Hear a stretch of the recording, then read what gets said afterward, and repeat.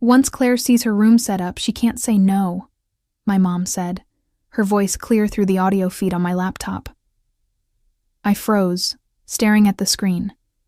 I was sitting in a hotel room in Portland, Oregon, 1,500 miles away from my condo in Kansas City, Missouri. The business trip had taken me out of town for a week, and I had only 2 days left before heading home. But right now, watching my parents move through my living room like they owned the place, I felt my blood turn cold. My name is Emma, and I'm 32 years old. I work as a corporate accountant for Quenro Data, a mid-sized firm specializing in analytics and cloud storage solutions. I've worked hard to build my career, save money, and buy my own place. My condo is modest but mine. Every piece of furniture, every dish in the cabinet, every decision about the space was something I earned. But my parents never saw it that way. To them, what was mine was theirs. And what was theirs was also theirs. I watched my dad appear on the screen, carrying a box labeled Claire's stuff. He set it down in the spare bedroom, the one I used as a home office. My mom followed, holding a lamp with a floral shade that I recognized from my sister's old apartment. "She'll understand once she sees how much effort we put into this," my dad said, glancing around the room. "Claire needs this fresh start." My mom nodded, hands on her hips. "Exactly. Emma has always been the responsible one. She'll do what's right for family." I clenched my fists. They weren't asking me. They weren't even telling me. They were just doing it, assuming I'd roll over and accept it like I always had. Claire was my younger sister by 4 years. She was 28 and had spent most of her adult life bouncing between jobs, relationships, and apartments. Every time something went wrong, my parents swooped in to fix it, and every time they fixed it, they expected me to help carry the load. Growing up, I was the one who got good grades, stayed out of trouble, and didn't ask for much. Claire was the one who needed attention, needed support, needed everything handed to her. My parents praised me for being independent, but what they really meant was that I was easy to ignore. When I graduated college and started working, they asked me to help with Claire's student loans. When Claire lost her job, they asked me to cover her rent for a few months. When she broke up with her boyfriend and needed a place to stay, they asked me to let her crash on my couch. I said yes every time. I told myself it was what family did. I told myself it wouldn't last forever. But it did last. It kept lasting. And now, watching my parents move her things into my home without even asking, I realized they never planned to stop. My mom turned toward the camera, and for a moment, I thought she saw me watching, but she was only adjusting the angle of a picture frame on the desk. She smiled, satisfied with her work. "This room is perfect for her," she said. "I'm glad we thought of this." My dad nodded. "Emma's always been understanding. She won't make a fuss." I wanted to scream. I wanted to call them right then and tell them to get out. But I didn't. Because I knew if I confronted them now, they'd find a way to twist it. They'd say I was overreacting. They'd say Claire was family, and family helps each other. They'd make me feel guilty for even questioning it. So instead, I took a breath and kept watching. I needed to know exactly what they were planning before I made my move. I clicked through the other camera feeds. The one in the hallway showed more boxes stacked near the door. The one in the kitchen showed my mom unpacking dishes and placing them in my cabinets. They were setting up like Claire was going to live there permanently. My phone buzzed. It was a text from my mom. "Hi, sweetie. Hope your trip is going well. Can't wait to see you when you get back. Love you." I stared at the message, my jaw tight. She was acting like nothing was happening, like she wasn't literally moving my sister into my home behind my back. I thought about all the times I had swallowed my frustration, all the times I had let them overstep because it was easier than fighting, all the times I told myself it didn't matter because I loved them and they loved me. But love wasn't supposed to feel like this. Love wasn't supposed to feel like being used. I set my phone down and leaned back in my chair. I thought about my childhood. about how my parents had always treated my space as communal. My bedroom was where Claire stayed when she had nightmares. My toys were the ones she borrowed and never returned. My savings were the emergency fund for the whole family. I thought about the time I saved up for months to buy a bike, only to have my parents give it to Claire because she wanted one too. I thought about the time I got a scholarship to a summer program, and they asked me to turn it down so I could babysit Claire while they went on vacation. I thought about every single time I put myself second because they asked me to. And now, they were doing it again. But this time, I wasn't going to let it slide. This time, I was going to stand up for myself. I opened my laptop and pulled up the security camera app again. I watched my parents move through my condo, their faces relaxed and confident. They truly believed I would just accept this. They truly believed I was too soft, too accommodating, too far away to stop them. They had no idea what was coming. I thought about all the years they treated my space, my money, and my life as community property, while bending over backward to accommodate my sister's every whim. When I was 14, my parents sat me down and told me they were proud of how mature I was. They said I was responsible and dependable, and they knew I'd always do the right thing. At the time, I felt special. I felt like I was finally being seen. But looking back, I realized what they were really saying was that I was easy. I was the child they didn't have to worry about. I was the one who wouldn't complain. Claire was different. Claire needed things. She needed help with her homework, help with her friends, help with everything. And because she needed help, she got attention. My parents bent over backward to make sure she was okay, to make sure she was happy. And I got used to being the backup plan. When I was 16, I got my first job at a grocery store. I worked evenings and weekends, and I saved almost every paycheck. I wanted to buy a car so I wouldn't have to rely on my parents for rides. I wanted independence. But when Claire turned 16 2 years later, my parents asked me to lend her money for a car. They said she needed it more because she had a job farther from home. They said I could wait a little longer. I handed over the money, and Claire got her car, and I kept taking the bus. When I was 21 and finishing college, I applied for a paid internship that would have looked great on my resume. I was one of the final candidates, but the week of the interview, Claire had a crisis. She'd broken up with her boyfriend and was threatening to drop out of school. My parents begged me to come home and talk to her, to help her through it. I missed the interview. Someone else got the internship. And Claire stayed in school for another semester before dropping out anyway. I told myself it was fine. I told myself I'd have other opportunities. But the pattern never stopped. Every time I had something good, something that was mine, my parents found a way to redirect it toward Claire. And every time, I let them. When I bought my condo 3 years ago, it felt like the first thing that was truly mine. My parents had helped Claire with rent, with deposits, with furniture. But I did it all on my own. I saved, I budgeted, I worked overtime. And when I finally got the keys, I felt like I had won something. My parents were proud, of course. They said I was setting a great example for Claire. They said I was proving what hard work could do. But they also started asking if Claire could stay with me sometimes. Just for a weekend here and there. Just until she got back on her feet. I said yes the first time, and the second time, and the third time. And now, watching them move her in permanently, I realized they had never stopped seeing my space as theirs. They had never stopped seeing my life as something they could rearrange to fit their needs. I closed my eyes and thought about the spare bedroom. I had set it up as a home office because I worked from home 2 days a week. I had a desk, a filing cabinet, a whiteboard for planning projects.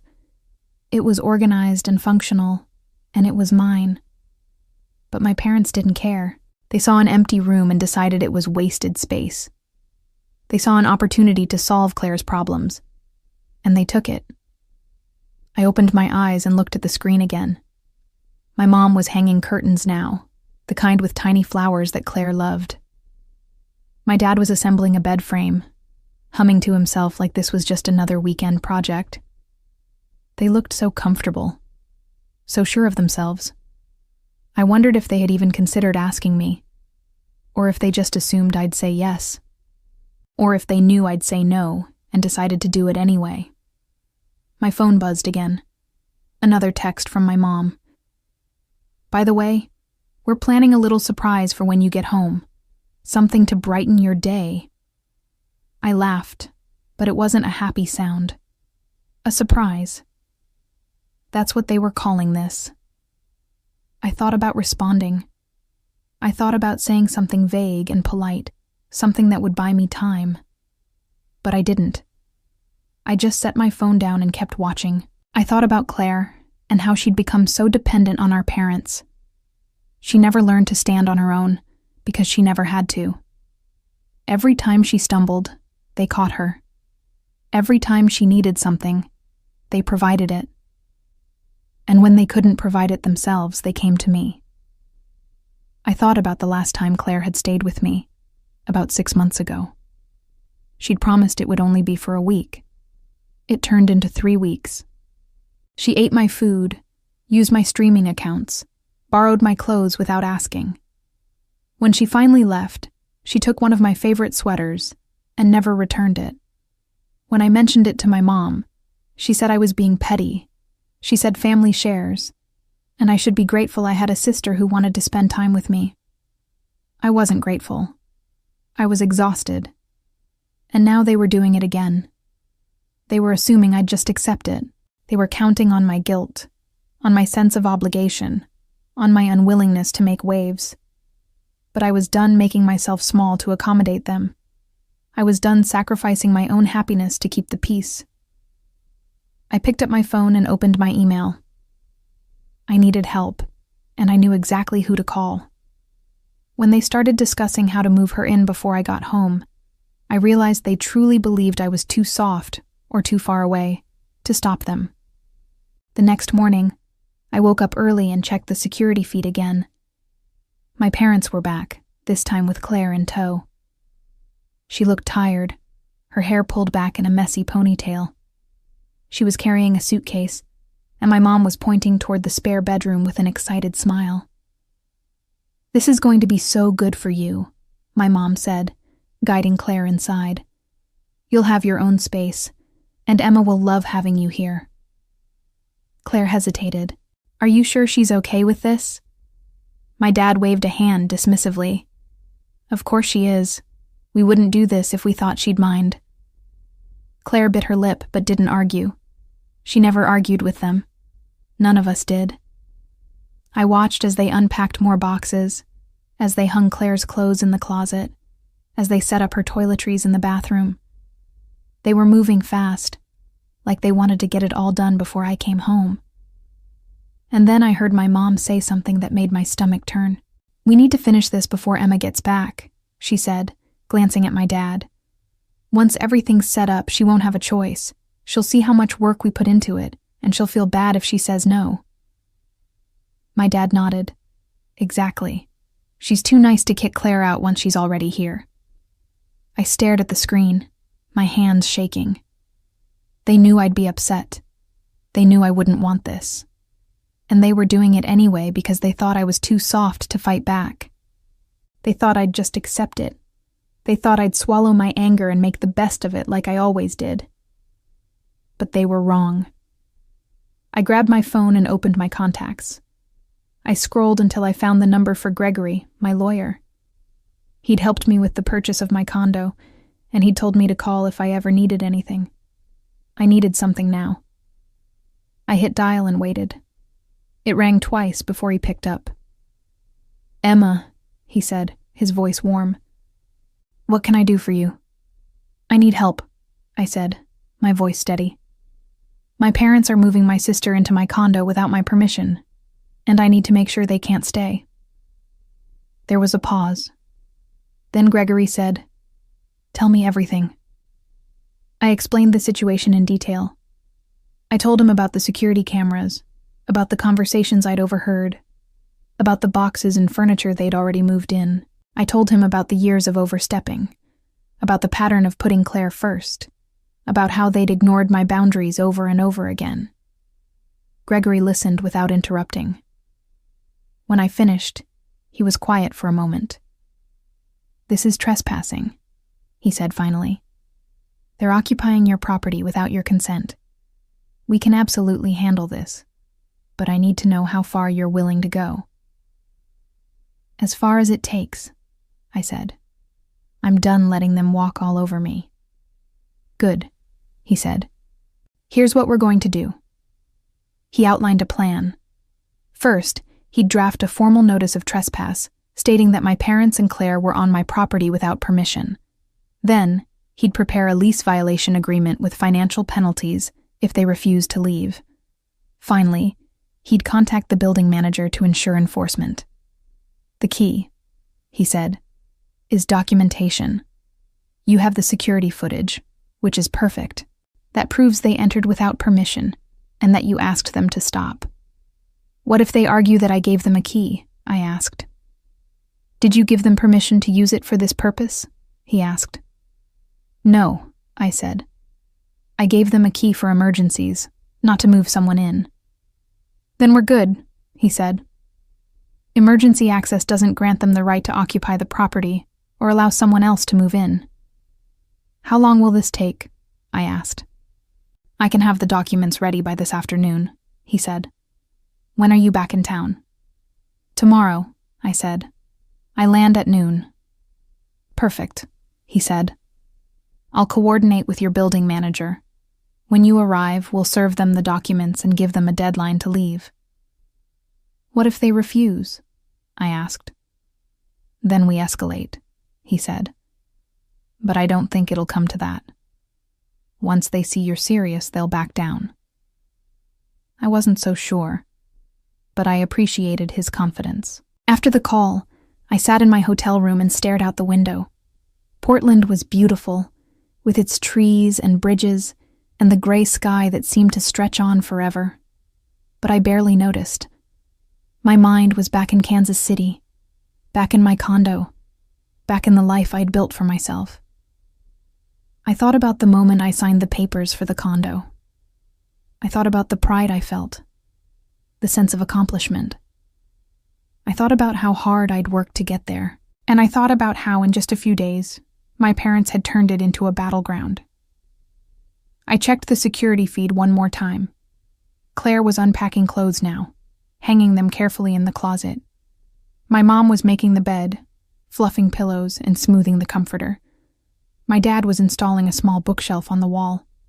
They looked so content, so pleased with themselves. I thought about calling them, about trying one more time to reason with them, but I knew it wouldn't work. They'd dismiss me, tell me I was overreacting, promise to talk about it when I got home. And by the time I got home, it would be too late to change anything. No, I wasn't going to give them that chance. I was going to let them finish their little project. I was going to let them set up the entire room, let them feel accomplished and proud. And then I was going to pull the rug out from under them. I opened my laptop and started drafting an email to my supervisor, requesting an extra day off. I wanted to be rested and clear-headed when I got home. I wanted to be ready for whatever came next. Because this wasn't just about the condo anymore. This was about drawing a line. This was about showing them that I wasn't the pushover they thought I was. This was about taking back my life. I tried calling to confront them gently, but they ignored my questions, insisted I must have misunderstood, and kept pushing forward with their plan. After I finished speaking with Gregory, I felt a strange calm settle over me. He'd listened carefully, asked pointed questions about the security footage, and assured me we had options. He said he'd draft some documents and send them over by the end of the day. But first, he suggested I try reaching out to my parents directly. Sometimes people back down when they realize they've been caught, he said. Give them a chance to do the right thing. I wasn't optimistic, but I agreed. I ended the call and stared at my phone for a long moment before dialing my mom's number. She picked up on the third ring. "Hi, honey," How's Portland? It's fine, I said, keeping my voice light. Hey, I wanted to ask you something. Have you been by my place recently? There was a pause. Then she laughed, but it sounded forced. Why do you ask? I got a notification from my security system, I said. It looked like someone was inside. Another pause. Oh, that. Yes, your dad and I stopped by to water your plants. I didn't have any plants. Right, I said slowly. And while you were there, did you happen to bring anything in? Like boxes or furniture? Boxes? She sounded confused, but I could hear the edge in her voice. No, sweetie. Why would we do that? Mom, I can see the footage. I know you've been setting up the spare bedroom. Silence. Then she sighed, and her tone shifted. Emma, listen, I didn't want to tell you like this, but Claire's been going through a really hard time. She lost her apartment, and she has nowhere else to go.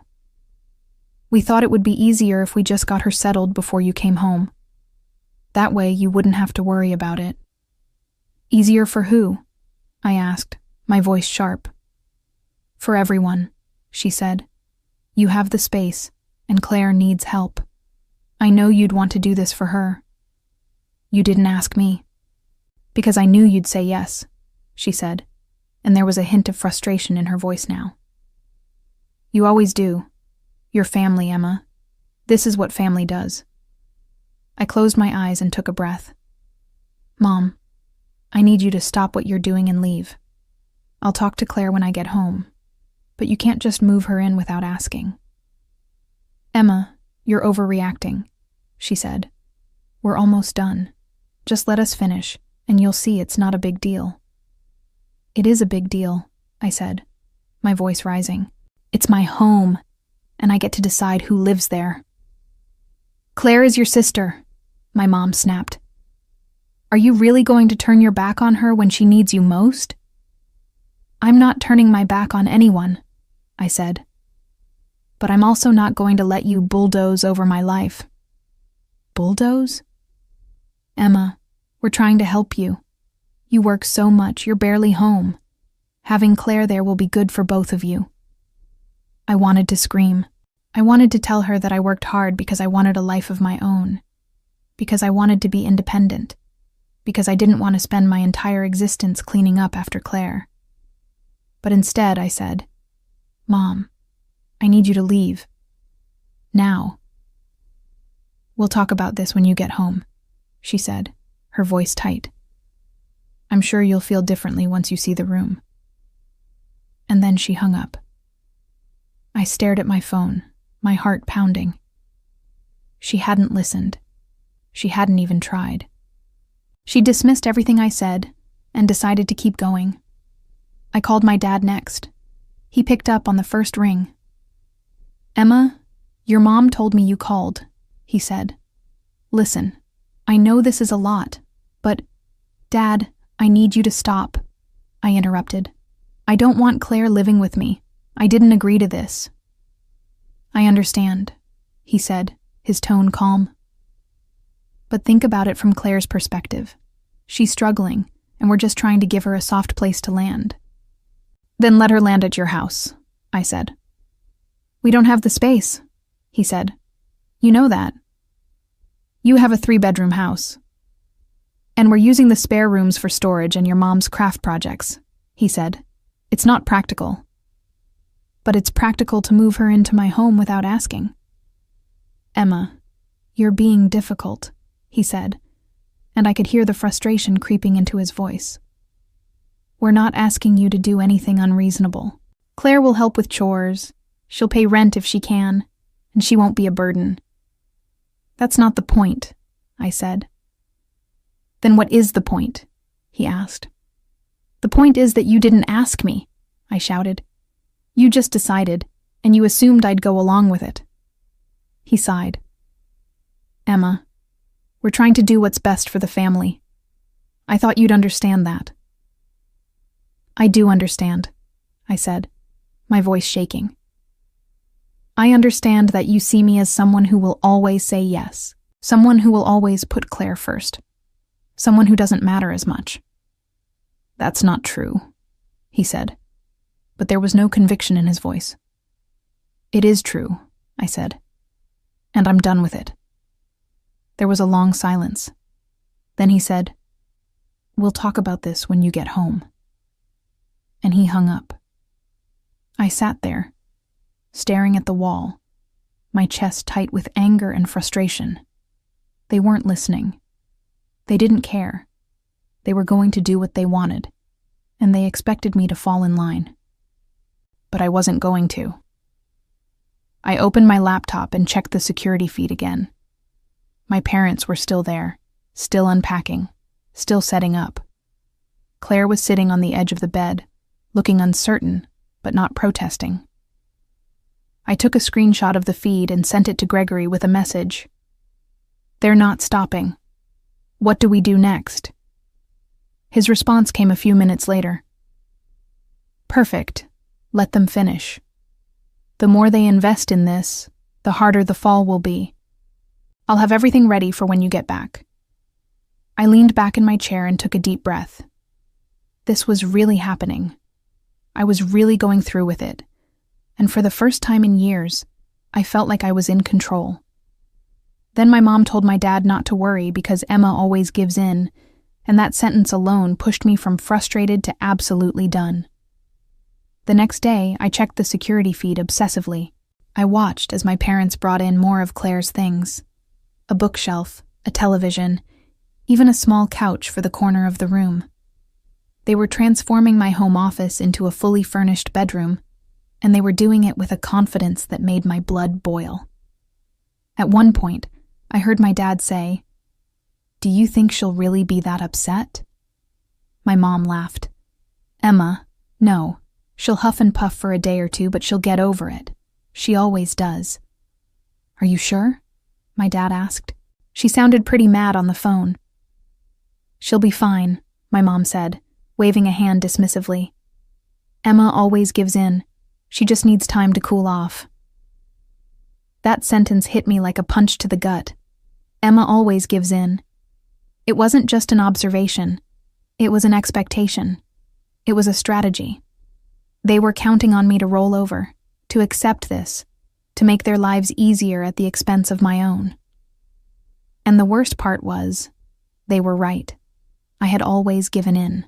Every time they asked for something, every time they pushed a little further, I said yes.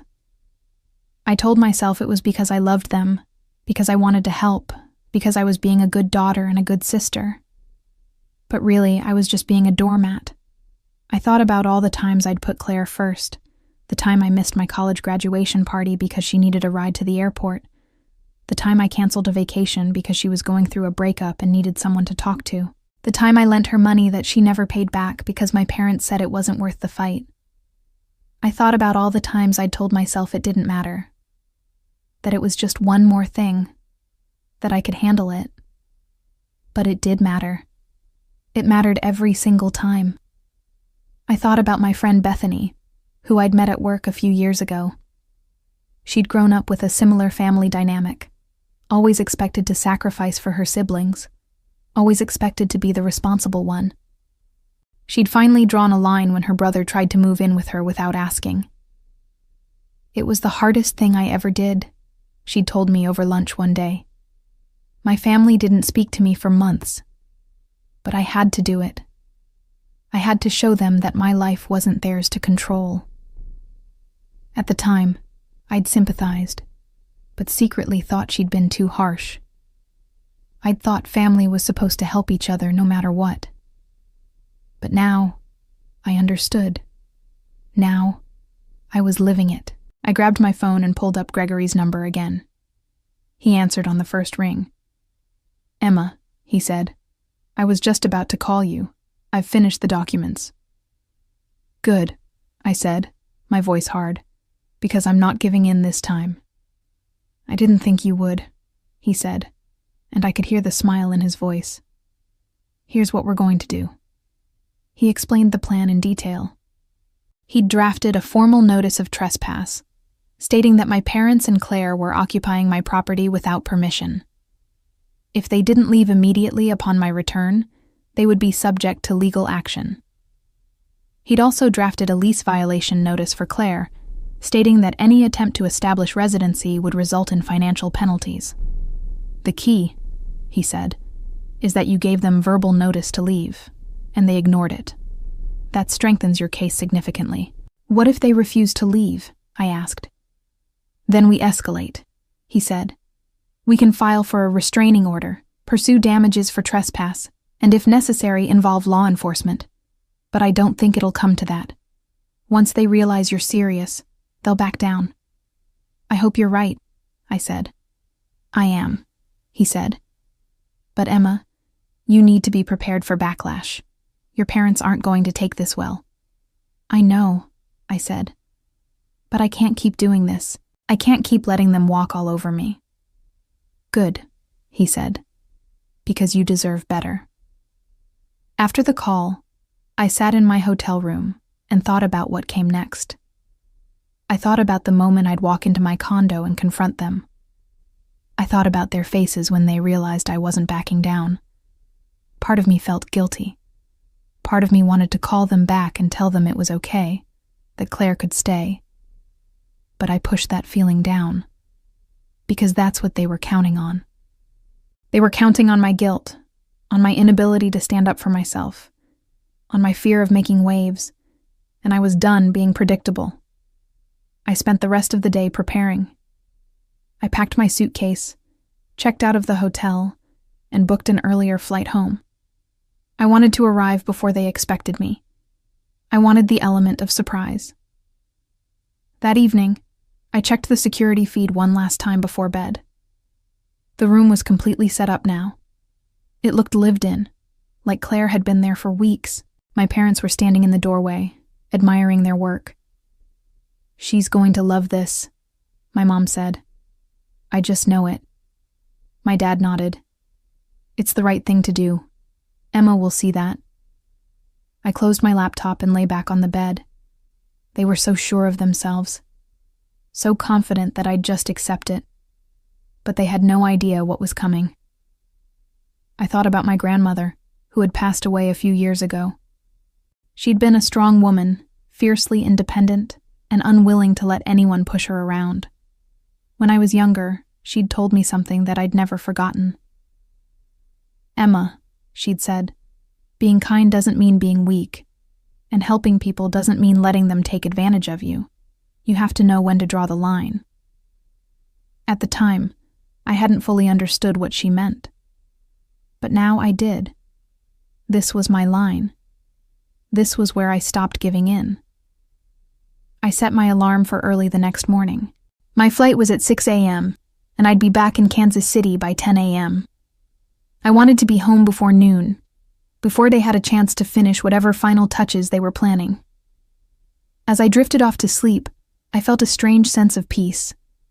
For the first time in years, I wasn't second-guessing myself. I wasn't wondering if I was being too harsh or too selfish. I was just being clear, and that felt right. So I called my lawyer and set up a perfect legal trap, ensuring any unauthorized entry or occupancy would come with financial consequences they couldn't ignore. When I woke up the next morning, the first thing I did was check my email. Gregory had sent over the documents as promised, along with detailed instructions for how to proceed. The first document was a formal notice of trespass. It stated clearly that my parents and Claire were on my property without permission, and that they had been given verbal notice to leave.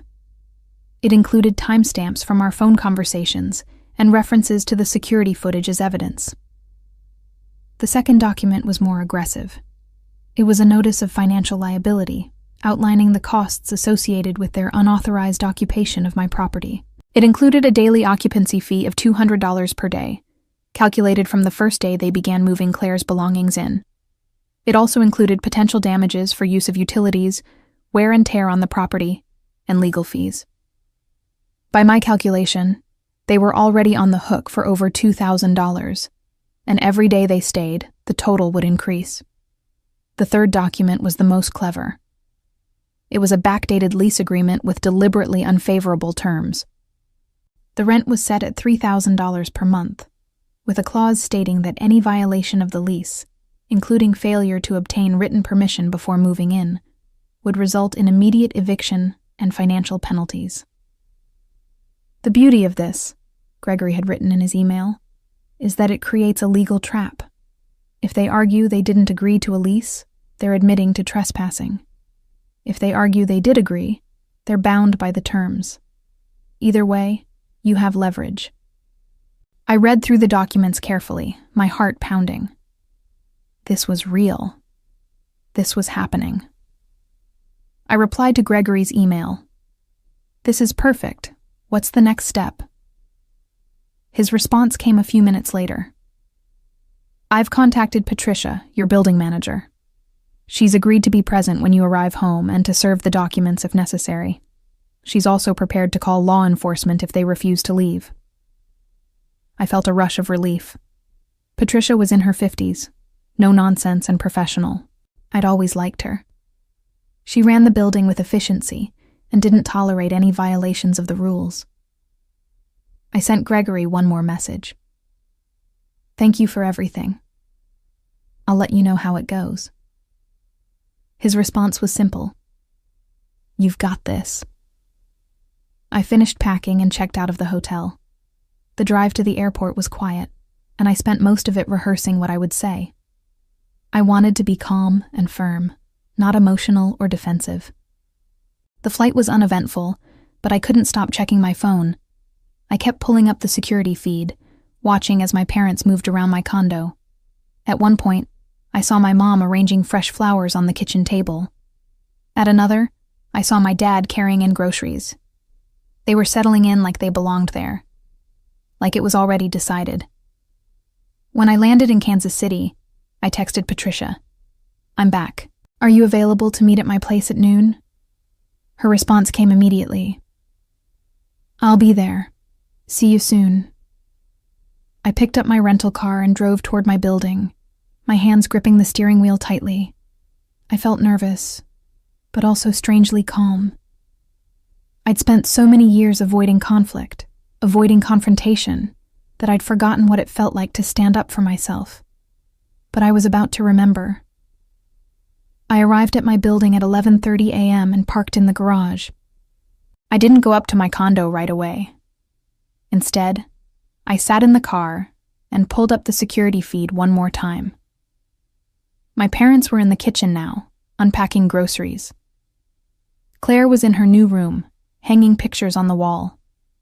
They looked comfortable, content. I took a screenshot and sent it to Gregory with a message. "They're still here, moving forward as planned." His response was immediate. "Good luck. Call me if you need anything." At 11:55 a.m., I saw Patricia enter the building through the lobby camera. She was carrying a leather folder, her expression serious. I got out of the car and met her in the lobby. She nodded when she saw me. "Ready?" she asked. "Ready," I said.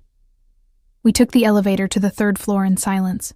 My heart was pounding, but my hands were steady. When we reached my door, I paused and listened. I could hear my mom's voice inside, humming to herself. I could hear the faint sound of the television in Claire's room. I slipped my key into the lock and opened the door. The moment I stepped inside, everything seemed to freeze. My mom was standing at the stove stirring something in a pot. My dad was setting the table. Claire was on the couch, scrolling through her phone. They all looked up at the same time, their expressions shifting from surprise to confusion. "Emma," my mom said, her voice too bright. "You're home early. We were just—" "I know what you were doing," I said, stepping inside. Patricia followed behind me, and my parents' smiles faltered. "Who's this?" my dad asked, his tone wary. "This is Patricia, the building manager," I said, "and she's here to deliver some documents." Patricia stepped forward and handed my dad the leather folder. "You're currently occupying this property without the owner's permission," she said, her voice firm. "These documents outline your legal obligations and the consequences of remaining here." My dad opened the folder, his face going pale. My mom moved to his side, reading over his shoulder. Their expressions shifted from confusion to shock to anger. "What is this?" my mom demanded, looking at me. "Emma, this is ridiculous." "It's not ridiculous," I said. "It's the law. You're trespassing, and I'm giving you formal notice to leave." "Trespassing?" my dad said, his voice rising. "We're your parents. We were helping you." "You weren't helping me," I said. "You were helping yourselves. And I told you to stop, but you didn't listen." Claire stood up from the couch, her face pale. "Emma, I didn't know—" "Yes, you did," I interrupted. "You knew I didn't agree to this. You knew my parents were doing this behind my back, and you went along with it anyway." "I didn't have anywhere else to go," she said, her voice trembling. "That's not my problem," I said, and the words felt like breaking glass. "I'm sorry you're struggling, Claire. I really am. But that doesn't give you the right to take over my home." My mom's face twisted with anger. "How can you be so selfish? She's your sister." "And this is my home," I said. "You don't get to decide how I use it." "We put so much work into this," my mom said, gesturing toward the spare bedroom. "We spent days setting up that room for her, and you're just going to throw it all away?" "I didn't ask you to do that," I said. "You did it because you thought I'd give in. You did it because you thought I was too soft to fight back." "We did it because we love you," my dad said, his voice softer now. "We thought you'd want to help." "Then you should have asked," I said. "But you didn't. You just assumed." Patricia cleared her throat. "According to the documents, you have until 6 p.m. today to remove all belongings and vacate the premises. Failure to comply will result in legal action and financial penalties totaling over $2,000, with an additional $200 per day for each day you remain." The room went silent. My parents stared at Patricia, then at me, their faces a mixture of shock and disbelief. "You can't be serious," my mom said, her voice barely a whisper. "I'm completely serious," I said. "You had every chance to stop this. I called you. I told you to leave. And you ignored me." My dad looked down at the documents again, his hands shaking. "These fees, Emma, this is thousands of dollars." "I know," I said. "And if you don't leave by 6 p.m., it'll be even more."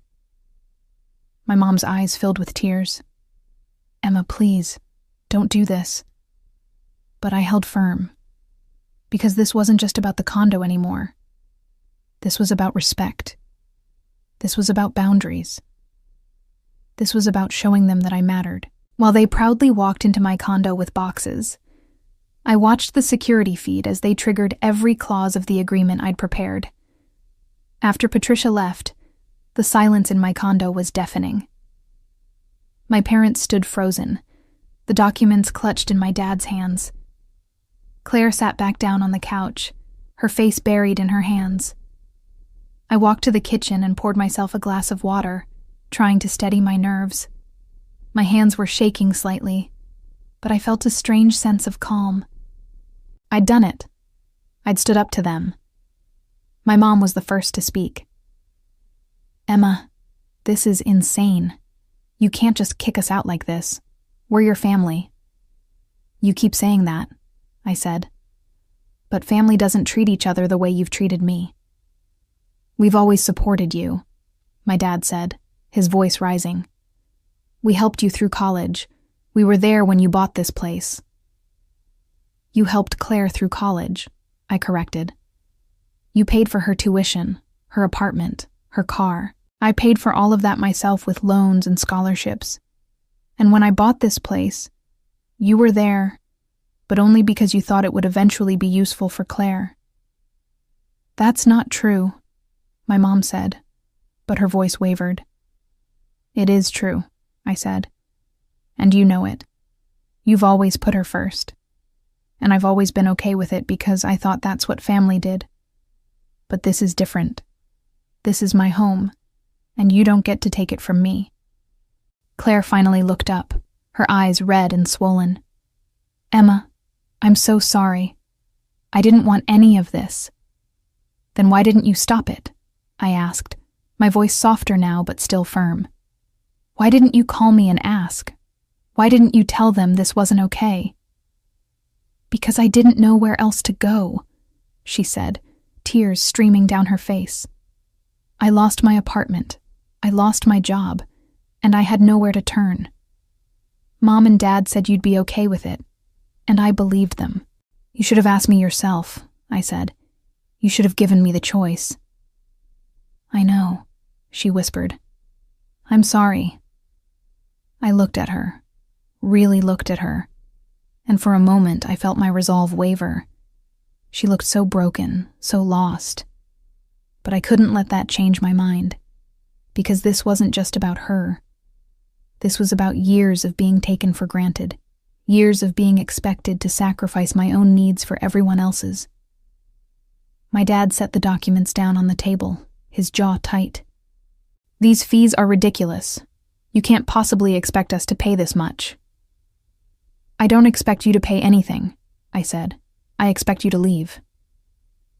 "And what about Claire?" my mom asked, her voice sharp. "Where is she supposed to go?" "That's not my responsibility," I said. "She's a grown woman. She needs to figure it out on her own."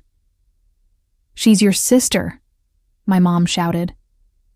"And I'm your daughter," I shouted back. "But that didn't stop you from treating my home like it was yours.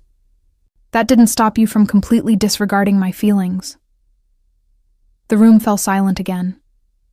My mom's face was red, her eyes blazing with anger. My dad looked defeated, his shoulders slumped. Claire was crying quietly on the couch. I took a deep breath and tried to steady myself. "Look, I don't want to fight. I don't want this to be ugly. But I need you to understand that this is serious. I'm not going to change my mind."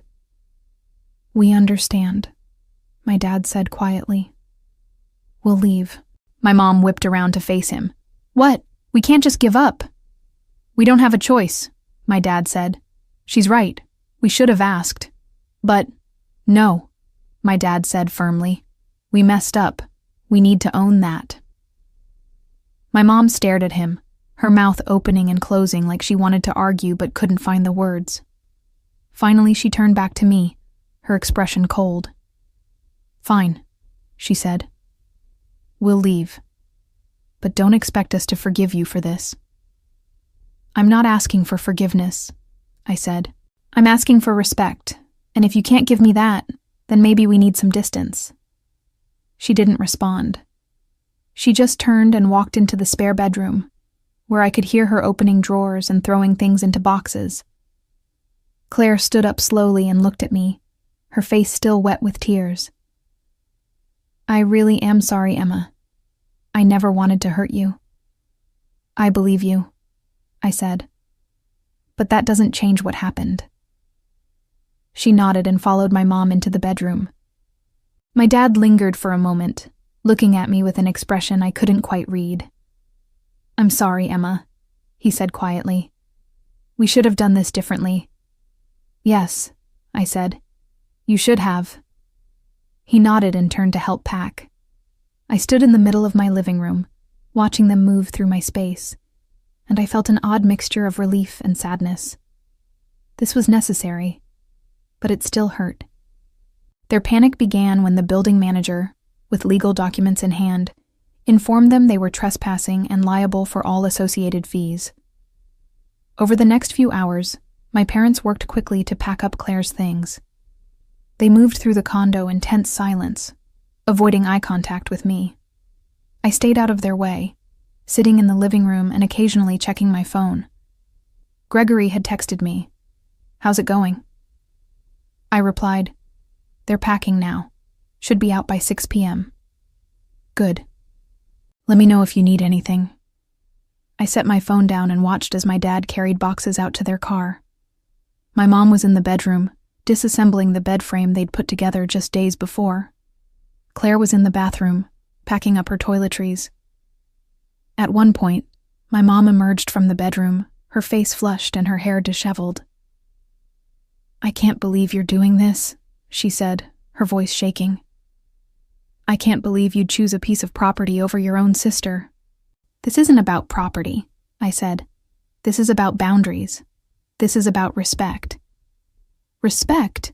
she scoffed. "You don't respect your family. You don't respect everything we've done for you." "Everything you've done for me?" I repeated, my voice rising. "Name one thing you've done for me in the past 5 years that wasn't also for Claire." She opened her mouth, then closed it again. She couldn't think of anything. "Exactly," I said. "You've spent so much time focusing on Claire that you forgot I existed. And when you did remember me, it was only because you needed something." "That's not fair," she said, but her voice lacked conviction. "It's completely fair," I said, "and you know it."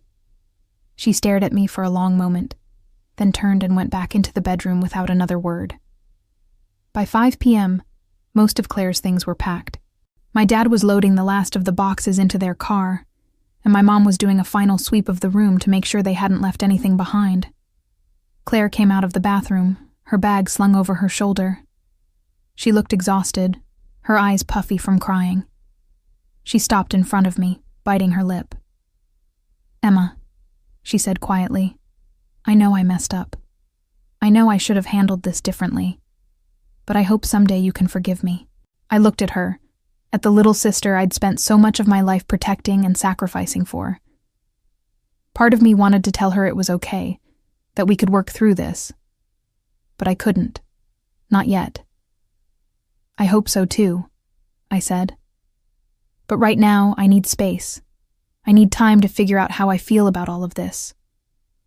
She nodded, tears welling up in her eyes again. "I understand." She turned and walked out the door, leaving me alone in the living room. My dad came back inside one last time, checking to make sure they'd gotten everything. He paused in the doorway, looking at me with a mixture of sadness and regret. "I really am sorry, Emma," he said. "I know we let you down." "You did," I said. "But if you really mean that, then maybe we can work through it, eventually." He nodded. "I hope so." And then he was gone. My mom was the last to leave. She stood in the doorway, her arms crossed over her chest. Her expression was hard, angry. "I hope you're happy," she said coldly. "I'm not," I said, "but I will be." She shook her head and walked out, slamming the door behind her. I stood there for a moment, staring at the closed door. Then I walked over and locked it. The condo was silent. I walked through each room, checking to make sure they'd taken everything. The spare bedroom was empty now, stripped of all the furniture and decorations they'd brought in. It looked bare and sad, but it was mine again. I opened the windows to let in some fresh air, trying to wash away the tension that still hung in the space. My phone buzzed. It was a text from Patricia. "I saw them leave. Are you okay?" I typed back, "I'm okay. Thank you for your help. Anytime. Let me know if you need anything else." I set my phone down and sank onto the couch. I felt drained, emotionally exhausted. But I also felt something else, something I hadn't felt in a long time. I felt free. As they scrambled to explain themselves, I sat calmly in my hotel room, finally knowing they'd think twice before interfering in my life ever again. The days following their departure were strange.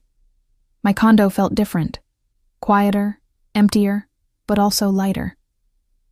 I spent the first evening just sitting on the couch, processing everything that had happened. My phone buzzed with a text from my mom. "I hope you realize what you've done. You've torn this family apart." I stared at the message for a long moment, then blocked her number. I did the same with my dad's number and Claire's. I needed space. I needed time to heal without them trying to guilt me into backing down. Over the next few days, I heard from extended family members and mutual friends. Word had spread quickly about what happened, and opinions were divided. My aunt called to tell me I'd been too harsh. "Family forgives, Emma," she said. "You should have just let Claire stay." I thanked her for her concern and ended the call. My cousin texted to say she understood. "I've been there," she wrote. "Sometimes you have to draw a line. Good for you." That message meant more to me than I expected. Gregory checked in regularly. "How are you holding up?" "Better than I thought," I told him. "It was hard, but it was necessary." "You did the right thing," he said. "Don't let anyone make you feel otherwise." I threw myself into work, grateful for the distraction. My colleagues noticed I seemed more focused, more confident. My boss commented that I seemed different. "In a good way," she clarified. "You seem more sure of yourself." I smiled. "I feel more sure of myself." A few weeks later, I received a letter in the mail. It was from Claire.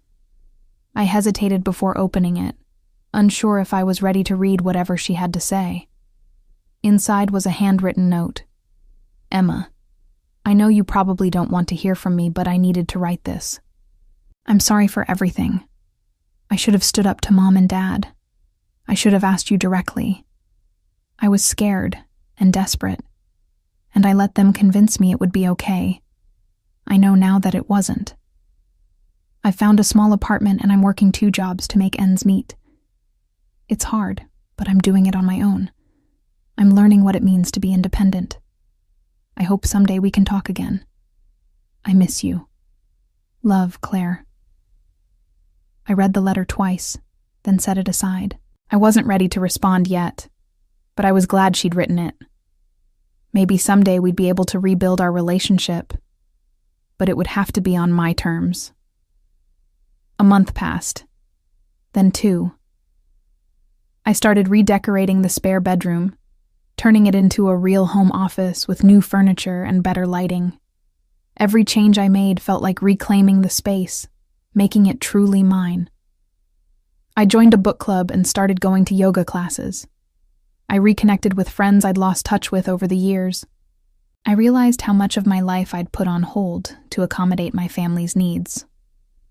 One evening, I was sitting on my balcony with a glass of wine, watching the sunset, when my phone rang. It was my dad. His number wasn't blocked because I'd unblocked it a few days earlier, curious if he'd reach out. I answered. "Emma," he said, his voice tentative. "I wasn't sure you'd pick up." "I wasn't sure I would either," I said. "I've been thinking a lot about what happened," he said. "Your mom and we've been talking. We were wrong. We shouldn't have done what we did." "No, you shouldn't have," I said. "Claire's struggling," he said. "But she's figuring it out. And I think it's been good for her.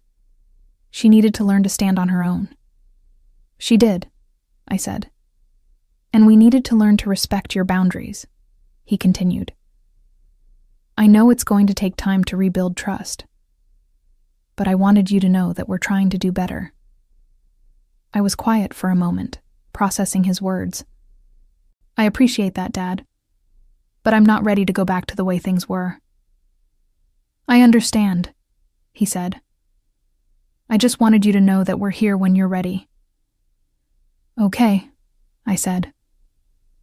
We talked for a few more minutes, keeping the conversation light. When we hung up, I felt a small sense of hope.